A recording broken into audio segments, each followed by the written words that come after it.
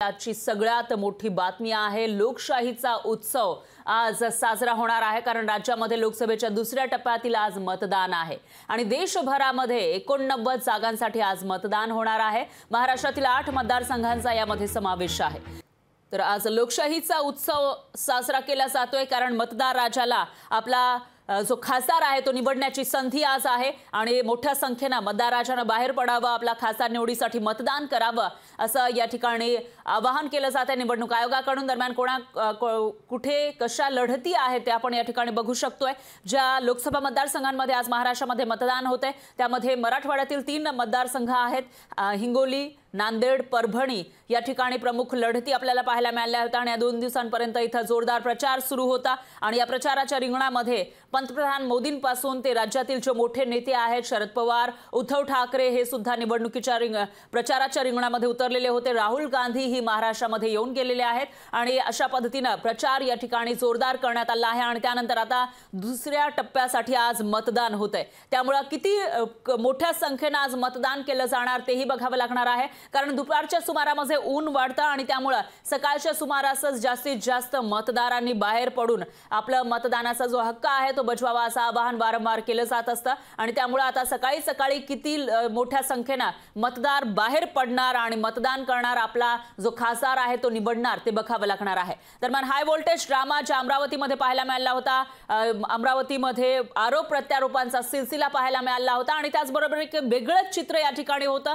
नवनीत राणा ज्या अपक्ष लढलेल्या होत्या मागच्या निवडणुकीमध्ये त्यांना यावेळेला भाजपनं उमेदवारी दिलेली होती, पण भाजपचे जे मित्रपक्ष आहेत किंवा भाजपमधीलच जे नेते आहेत त्यांच्याकडून नवनीत राणा यांच्या उमेदवारीला आधी विरोध झाला आणि त्यानंतर तो विरोध थोडासा शमला, पण बच्चू कडूंनी मात्र इथं ते विरोधामध्ये भूमिका घेऊन उभे राहिल्याचं पाहायला मिळालं होतं।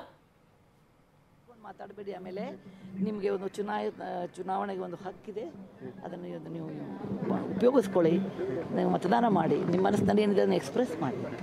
ರಾಜ್ಯಸಭಾ ಮೆಂಬರ್ ಆಗಿ ವೋಟ್ ಮಾಡೋದು ಹೆಂಗೆ ಡಿಫರೆನ್ಸ್? ಇನ್ನೂ ಹೋಗೇ ಇಲ್ಲ, ನಾನು ಬರೀ ಪ್ರಮಾಣ ವಚನ ತಗೊಂಡಿದ್ದೀನಿ, ಯಾವುದು ಸೆಷನ್ಸ್ ಇಲ್ಲಲ್ಲ, ಅದೆಲ್ಲ ಗೊತ್ತಾಗ ನೀವೆಲ್ಲ ಹೋಗ್ಬೇಕಿತ್ತು ಅಂತೇಳಿ ಮೊದಲೇ ಬಂದ್ರಿ, ಕೆಲವರು ಹಂಗೆ ಹೋಗ್ತಾರೆ, ಅದು ಮತದಾನ ಮಾಡ್ಲಿಕ್ಕೆ ಬರಲ್ಲ। ಮತ್ತೊಬ್ಬರ ಬಗ್ಗೆ ನಾನು ಏನು ಕಮೆಂಟ್ ಮಾಡಿದ್ದೆ ಅಂತ ನಾನು ಹೇಳ್ಬಾರ್ದು।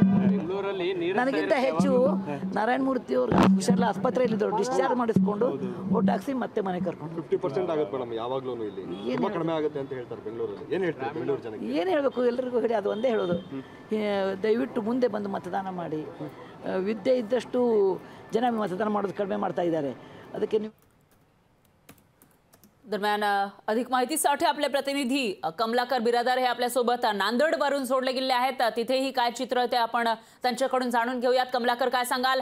नांदेड लोकसभा मतदारसंघ ज्या ठिकाणी मोठ्या घडामोडी घडलेल्या होत्या, या 5 वर्षांमध्ये एक मोठा नेता, काँग्रेसचा गड मानला जात असलेला इथला आणि काँग्रेसचे एक मोठे नेतृत्व हे भाजपमध्ये सामील झाले होते, त्यानंतरची ही निवडणूक होतीये आणि आज मतदान आहे, कसं चित्र दिसतंय?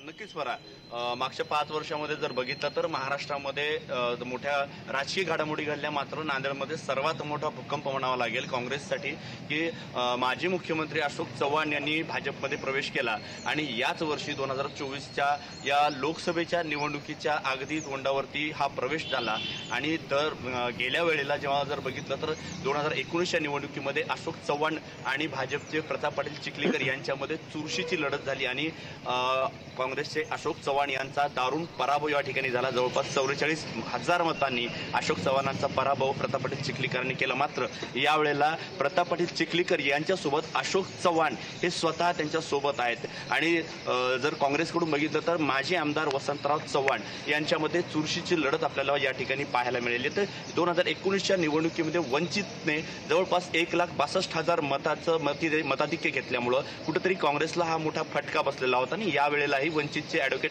अविनाश भोसीकर रिंगणामध्ये आहेत आणि आता जर आपण बघितलं तर सकाळी अगदी 6:30 वाजल्यापासून मतदारांच्या रांगा या मतदार केंद्रावरती आपल्याला पाहायला मिळतात। या मतदान केंद्रावरती अगदी काही वेळामध्ये अशोक चव्हाण यांचं या ठिकाणी मतदान होणार आहे। नांदेड जिल्ह्यामध्ये एकूण पाहिलं तर 18,51,000 इतके मतदार आहेत, त्यापैकी 9,55,000 पुरुष आहेत तर 8,96,000 महिला आहेत आणि त्यामध्ये जर मोठी भर जर बघितली तर 142 जे आहेत तृतीयपंथी मतदार सुद्धा पहिल्यांदा या ठिकाणी आपल्याला नांदेड जिल्ह्यामध्ये मतदानाचा अधिकार बजावताना आपल्याला पाहायला मिळणार आहेत। तर जिल्ह्यामध्ये 2062 इतकी मतदान केंद्र आहेत आणि 10,000 पेक्षा जास्त जे कर्मचारी आहेत ते या ठिकाणी तैनात करण्यात आलेले आहेत। कुठलाही गालबोट या ठिकाणी लागू नये आणि लोकशाहीचा हा आधार म्हणून समजला जातो।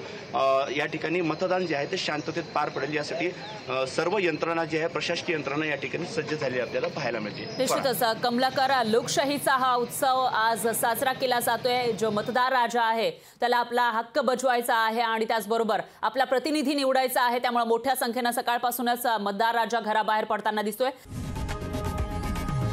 लोकशाही मराठी ऐका, पहा, जागरूक रहा।